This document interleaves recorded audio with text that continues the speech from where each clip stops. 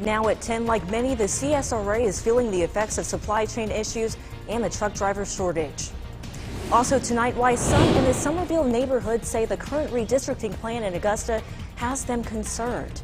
And the push to expand Medicaid in the Peach State. I'm Denise Jefferson. This is News Channel 6 at 10 on MeTV. Live from Television Park, this is WJBF News Channel 6 at 10 on MeTV. Thank you so much for joining us tonight. John Hart is on assignment. New at 10, drawing new district lines continues in Augusta-Richmond County. Tonight was the last public hearing before the ad hoc redistricting committee starts to make requests for changes to the draft map next month. Wes Cooper has that story. With those changes, a good turnout Wednesday at Wheeless Road Elementary as Augustans made their voices heard.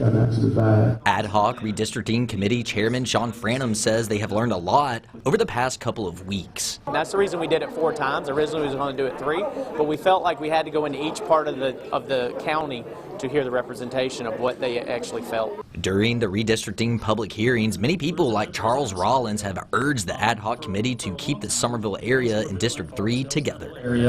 Have had one commissioner to report to. Under the draft map, Somerville is divided into 3 different districts. We have common interest. We have to follow a lot of historic guidelines, whether it's building a new house or building or remodeling.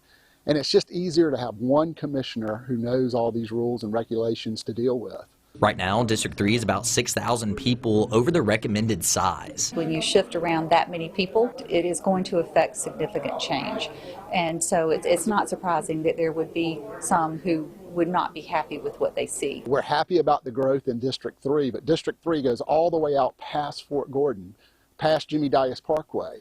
And what I have recommended is the committee to consider some of those neighborhoods and shifting those over into a different district, because that's where the growth came. Franum says the redistricting committee is listening to everybody's ideas, but it's inevitable that some areas will be split. There's definitely room, I think, for fine-tuning. So again, that's what the committee will do over the next couple of months is look at where they can fine-tune and perhaps even look at some neighborhoods that were split even 10 years ago in redistricting to see if they can be put back together. So lots of things to consider as they move forward. The redistricting committee will meet again on November 10th at the Richmond County School Board. People will not be able to comment on issues during the meeting. In Augusta, Wes Cooper, WJBF News Channel 6. More than 60 Democratic lawmakers want Medicaid expansion on the agenda for the special session of the Georgia legislature next week. The group says it would provide health insurance for thousands of people. Recent changes from the federal government say if the Peach State would offer health care to more people, it could get 100% of the cost reimbursed. But Governor Kemp sets the agenda for the special session, and so far, Medicaid expansion is not on that list. And so we're trying to cover those folks who are caught in that coverage gap. And for Georgia, it's about 500,000 individuals. This has to be our top priority when we reconvene under the Gold Dome next week. Representative Wilson says this is an issue that affects the state and should be debated again. A political organization led by Georgia Democrat Stacey Abrams has pledged over $1 million to pay off medical debts for thousands of people across the Southeast. According to the reports, 108,000 people no longer have to pay some $212 million in medical debt. The debt was wiped out by the Fair Fight Political Action Committee, working with a New York-based nonprofit.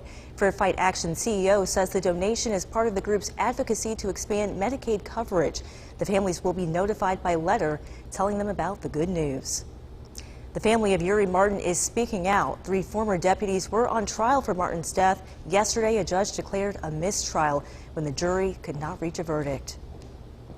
Lawyers representing Martin's family say they're talking with the district attorney about pursuing a new trial with a new jury. Charges were not dropped against 3 deputies involved. They're still out on bond. Lawyers for Martin's family say they hope a second trial will be held in Washington County so the case can be decided by the people in that community.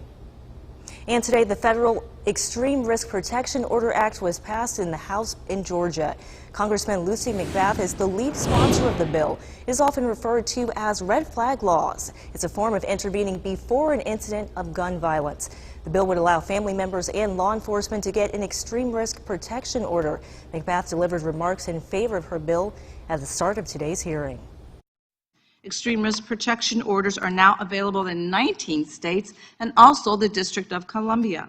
These laws are life-saving tools to keep firearms out of the hands of those that pose a danger to themselves or to others. They have been passed by state legislatures controlled by Republicans and Democrats and signed into law by governors of both parties. And these laws are truly saving lives.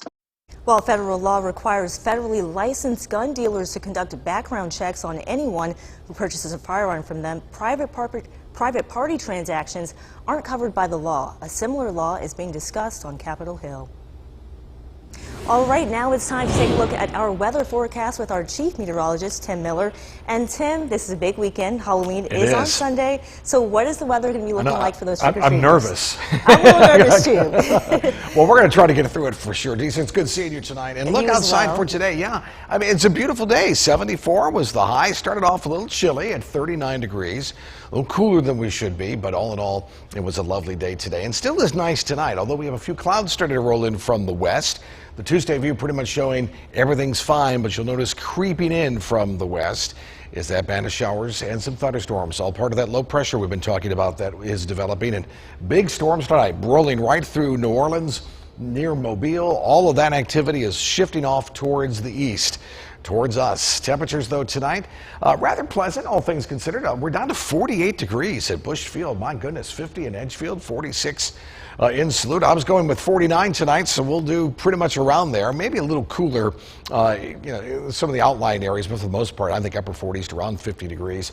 Tomorrow is a Viper 6 alert day. We'll be in the 60s to around 70s with opportunities of some pretty heavy rain at times and maybe some strong storms. Coming up, I'll show you hour by hour what we can expect for tomorrow and the good news for Halloween. All of that coming up in just a bit. All right, thanks, Tim. Nationwide, we're seeing a truck driver shortage, including right here in Augusta. Today, we spoke to drivers about what they think may be causing the shortage. AMBRAS WINNEY has been a truck driver for 13 years, but she says the job isn't always easy. Some people think, oh, we're just going to get in here and drive across country, no big deal, but you're away from your family. You drive on holidays. It never stops. It means long hours and long days away from family. I've missed a lot of firsts, a lot of birthdays, and it was hard there at first. But lately, like a lot of drivers, she's been pulling longer hours. Nationwide, there's already a shortage of drivers, but shipping delays and supply chain issues has put the problem into overdrive. The American Trucking Association says it's short by 80,000 drivers, with that number expected to increase in the coming years. When he says some drivers are just simply burnt out. I think a lot of the drivers just got burnt out from doing it because their companies could force dispatch them to go. You do it or you don't have a job. Other drivers say the pay could be what's stopping some people from getting behind the wheel. Companies don't want to pay drivers, and you got some of these other companies that push them through a 2-week school, not enough training, so they're not going to pay them that great. The demand has become so high that some companies are offering sign-on bonuses for new drivers.